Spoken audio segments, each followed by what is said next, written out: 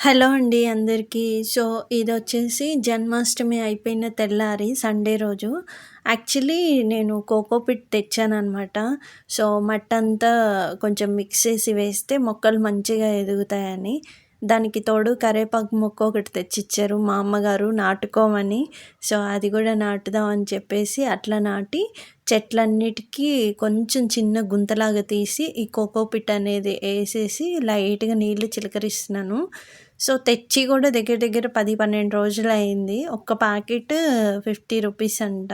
So, 2 ప్యాకెట్లు తెచ్చుకున్నాను మొక్కల కోసమని. సో, తీరా ఈ కరివేపాకు మొక్క నాటుదామని మొత్తం గుంత తీసాను.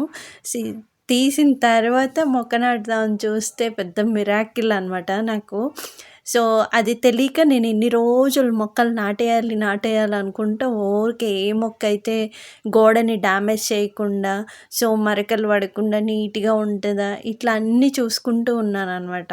సో, అదేంటిది అనేది నెక్స్ట్ వీడియోలో నేను అప్‌లోడ్ చేస్తాను. ప్రస్తుతానికి ఇది నచ్చితే లైక్ చేయండి. ధన్యవాదాలు. నమస్తే.